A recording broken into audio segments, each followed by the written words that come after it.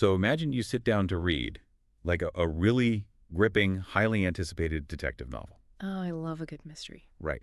So you open to the first page, pour yourself a cup of coffee, and read the very first paragraph. Yeah. And the author immediately tells you the name of the killer, the exact weapon they used, and notes that they're currently serving a life sentence in prison. Wow. A complete narrative spoiler delivered before you even know who the victim is. I mean, not exactly a page turner. No, it completely destroys the entire experience. And then the next chapter describes the long, drawn-out trial, and the chapter after that details the dramatic police arrest. So you're reading the whole thing in reverse. Exactly. You basically have to read the entire book backwards, flipping through reverse chronological events, just to finally reach the actual crime scene at the very end of the book. Yeah, you would spend the entire afternoon just like mentally reorganizing the timeline just to make sense of the basic plot. It's exhausting. It is. It's the absolute definition of cognitive friction. Your brain is working twice as hard just to sequence the events, which, leaves almost no energy to actually enjoy the story itself. But the crazy thing is, when it comes to how we structure complex information, especially in things like computer programming and system design, we force people to read backwards all the time. We really do. It's a huge blind spot. Which brings us to today's deep dive. We're looking at a really fascinating blog post by a developer named Ang. And Ang decided to finally, flip the script on this backwards reading. Yeah, literally flip it. Right. So Ang wrote this seemingly niche entry. It was published on July 15th, 2026. And the title is Notes-on-Haskell-Programming, Part 187, Improving Code Readability with Haskell's Flow Library. Which I know on the surface sounds like we are about to just plunge straight into the Mariana Trench of computer science jargon. Yeah, Haskell Programming Part 187 definitely sounds super intimidating if you aren't coding every day. For sure. But I think it's important to treat this as a psychological puzzle, right? Not a technical manual. Exactly. Because at its core, Ang's post isn't really just about writing software. It's this universal look at how we present information to you, the listener, and to anyone, really. How do we take something highly complex, densely packed with logic, and structure it so the human brain can actually digest it without just short-circuiting? That is the mission today. It's an exploration of information design. We're looking at that fundamental human struggle to make our tools match our thought processes rather than, the other way around. So let's start with the friction, the specific headache that was driving Ang crazy and prompted this whole post in the first place. Right. So the programming language Haskell uses a very specific operator for something they call function composition. And it is incredibly minimalist. It's literally just a dot, like a single period. Yeah, and that tiny dot does an immense amount of heavy lifting in the code. I mean, when a programmer types that dot, they are instructing the computer to take the result of whatever function is sitting on the right side of the dot and feed it into the function sitting on the left side of the dot. Which feels completely backwards. It is. It evaluates right to left. Ang actually provides a specific example of this in the wild. The code snippet looks like this. It says, either space, parenthesis, pure dot left, close parenthesis, space, F. Yeah. And for anyone who isn't reading code all day, looking at that structure feels completely jarring. I mean, it's like trying to translate Yoda speak, where the crucial action is buried deep in the middle of the sentence. Like, to the store you will go. Exactly. You have to hold that first prepositional phrase in your head, and you carry it all the way to the end of the sentence before you finally hit the verb that gives the whole thing meaning. And Ang explicitly calls out this frustration in the post, noting that this traditional syntax requires the programmer to, and I'm quoting here, bounce back and forth to parse nested functions. Bounce back and forth. That sounds exhausting. It is, and that word parse is the crucial mechanism to understand here, because parsing isn't just reading words on a page, it's the act of decoding structure. So what is actually happening in our brains when we are forced to decode information by bouncing back and forth like that, like biologically speaking? Well, it comes down to the mechanics of working memory. The human brain has a remarkably limited capacity for holding raw, unprocessed information in an active state. Like RAM in a computer. Yes, exactly like RAM. Cognitive psychology generally suggests that the average person can only hold about 4 to 7 discrete items or, chunks of information in their working memory at any given time. Wow.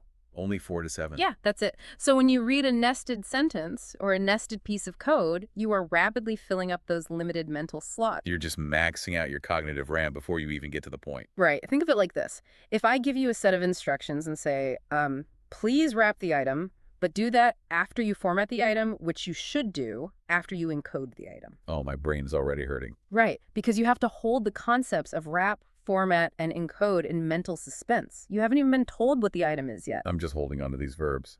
Exactly. Your working memory is completely saturated with pending actions. You're holding all these incomplete puzzle pieces in your head, just waiting for the final piece to arrive so you can finally make sense of the very first piece. And Aang shows us a much longer, way more painful example of this from an actual project. It's rough. Oh, it really is. The original code in the blog post reads like this. It says pure.write.bl.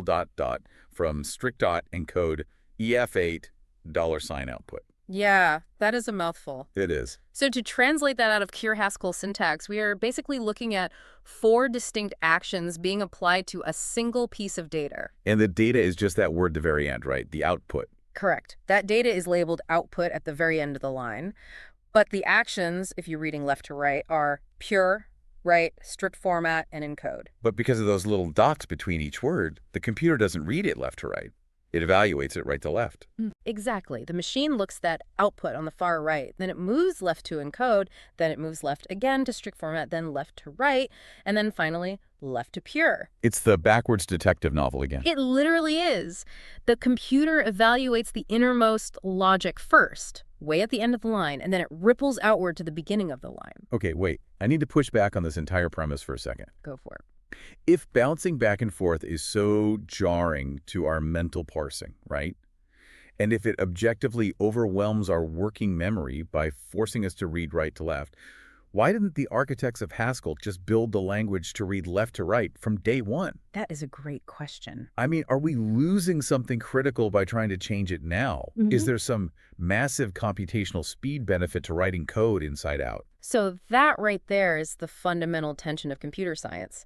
The truth is, they didn't build the language for human comfort. Oh, so it wasn't about readability at all? Not initially, no. They built it to perfectly mirror pure mathematics. Haskell is a profoundly mathematical language. Interesting. Yeah, so in strict mathematical logic, if you have 2 functions, let's say call them f and g, and you want to apply function g to some data, and then apply function f to the result, the formal notation is f of g of x. Oh, right, like from high school algebra. Exactly. The x, the actual data, sits at the very end of the equation, and the innermost parentheses are evaluated first. So the language designers simply ported mathematical notation directly onto the keyboard. They did. Because a compiler, it doesn't care about narrative arcs. A computer doesn't have a working memory limit of 4 to 7 chunks. Right, it doesn't get tired. Exactly. It doesn't need a coffee break. It simply evaluates the raw logic in the most mathematically sound order. But the human brain experiences time linearly. Like we experience stories sequentially. We do. We read text from left to right or, top to bottom. So when a mathematical tool forces a human to process information inside out, it creates a massive cognitive tax. Every time your eyes dart back to the beginning of a line? Yes. Every time you have to dart back to remember the context of the function, you burn a tiny amount of mental energy. And over an 8-hour workday of reading complex systems, those microburns accumulate into serious, measurable fatigue. Wow. So if this inside-out reading is so exhausting, there has to be a breaking point where someone decides to just fix it. And Aang hit that point. Right. But how did Aang actually bypass the fundamental structure of this language without, breaking the underlying math? Because you can't just change the rules of algebra. Right, you don't rewrite the entire language. You bring in a translator. A translator, okay. Yeah, so Aang decided to experiment by installing a specific tool called the Flow library. And in software development, a library is essentially a collection of pre-written code that you can plug into your project to give it new capabilities or, new vocabularies. But Aang didn't just install it blindly, right? The post notes that Aang used another tool called 8 to figure out exactly how to implement this new Flow library. Yes, 8. Think of 8 as an aggressive, highly opinionated grammar checker for Haskell. Like spell check on steroid. Pretty much. You feed it your code, and it analyzes the structure, and then it spits out recommendations on how to clean it up. modernize it, or make it more readable based on whatever libraries you happen to have available. And the blog post actually provides the dramatic before and after from H-lens analysis. So we just discussed the before code, which was that long string of commands. That's pure, right, it's strict format in code. Right, all separated by single dots and ending with the target data, the output at the very end. The whole backwards process that maxes out your working memory. Exactly. But the H-lens suggestion, which utilizes the new flow library, completely changes the visual rhythm of the sentence. It replaces all those single dots with the dot followed by a greater than sign. And visualizing that specific punctuation is really important for you listening. A dot followed by a greater than sign literally looks like a little arrow pointing to the right on your screen. So the aftercode, it reads like this. Encode impf8.arrow, bl ... from strict.arrow, right.arrow pure $sign output. So let's translate that new syntax into plain English. It now says, take the data, encode it, point arrow to strict format it, point arrow to wrap it in a pure. Right? Point arrow to wrap it in a pure. Wait, let me look closely at the structure of both versions here because something just stood out to me. What's that? The original backwards code had the $sign and the word output at the very end of the line. But the new translated code also has the $sign and the word output at the very end of the line. Oh, that's a very keen observation of the syntax. So we didn't actually change the destination. We didn't move the actual piece of data we are acting upon. We simply reversed the directional flow of the verbs leading up to it. Yes. Does the computer process this new version any differently? Nope. The computer executes the exact same machine instructions and arrives at the exact same mathematical result in the exact same amount of time. Underneath the hood, the math is still just the math. The compiler is perfectly happy. Wow, then this is purely a psychological intervention. Completely. And it is a massive victory for human readability. By forcing a left-to-right reading order with those visual arrows, you completely eliminate the need to hold pending actions in your short-term memory. Because you aren't waiting for the subject to appear anymore. Exactly. You no longer have to remember pure and right while you scan to the end of the line to find out what data they actually apply to. You read step 1. You see an arrow pointing to step 2, you process step 2. That's entirely sequential. Yes, you are actively unloading the working memory of the reader. Freeing up that cognitive RAM. Yes, conserving the programmer's mental energy for solving complex logic problems rather than just squandering it on decoding inside-out syntax. Finding a psychological hack like that is incredibly satisfying. I mean, it's so elegant. But Aang doesn't stop at just documenting the mechanical change in the code, right? No, Aang goes much deeper. Yeah, Aang zooms out to explore why this left-to-right directional flow feels so profoundly natural to us.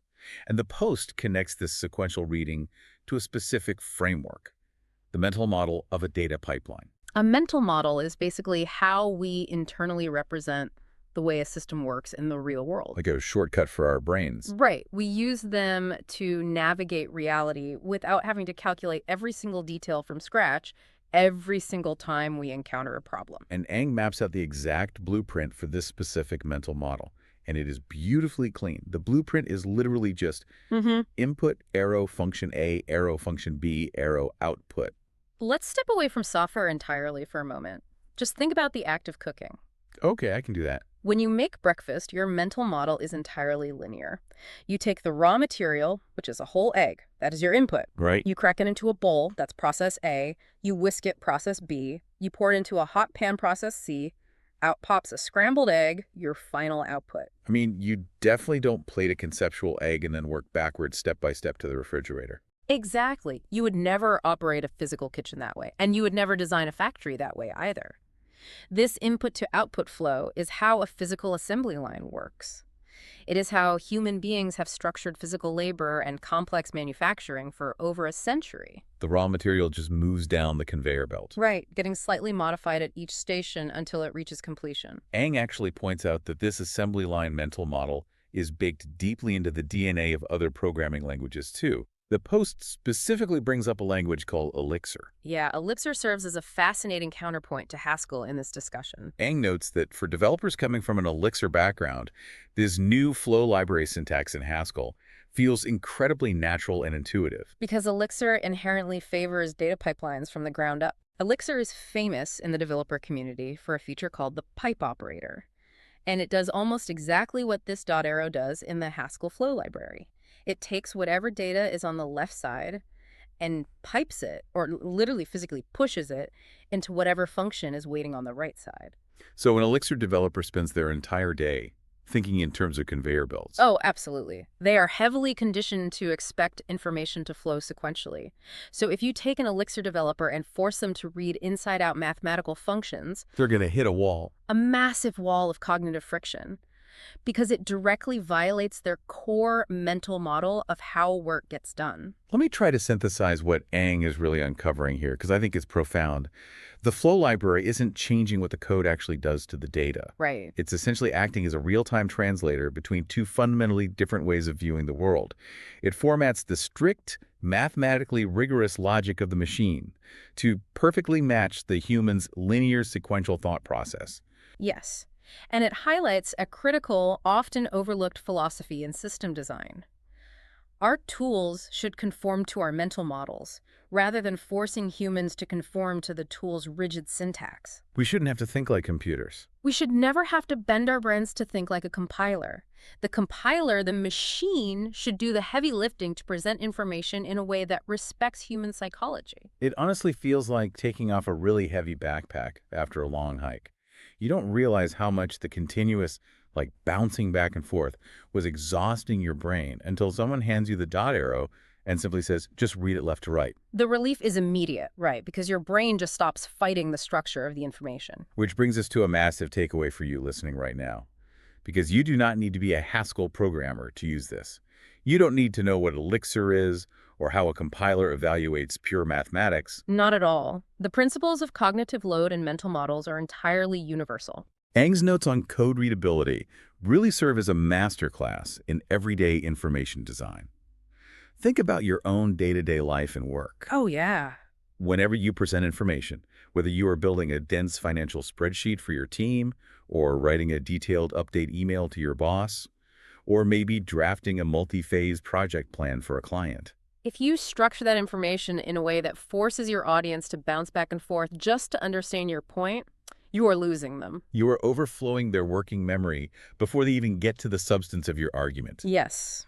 You are making them read the detective novel backwards. You hand them the spoiler, then the trial, then the crime scene. But if you intentionally align your information to a linear input-to-output pipeline, you save them all of that cognitive load. You guide them by the hand from the raw material straight to the finished product. It is much harder to recognize when we have become blind to the friction in our own internal systems, though. I mean, we get so used to reading things inside out that we forget there might be a better, more natural way to work. Yeah, that's a great point.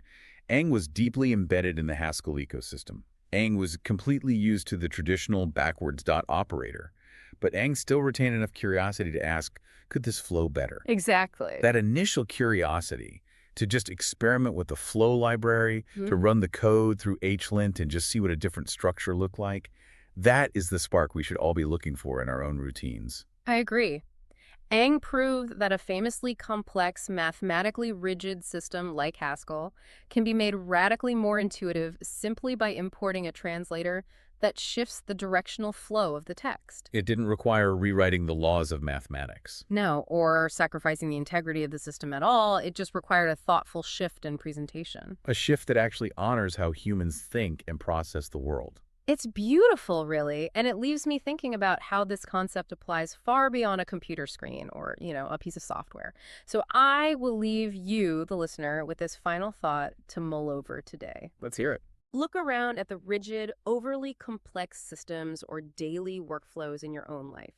The processes that always feel just a little bit harder than they should. Which of those are currently operating inside out? And, maybe more importantly, what would your equivalent of the dot arrow operator look like to make them flow naturally from left to right?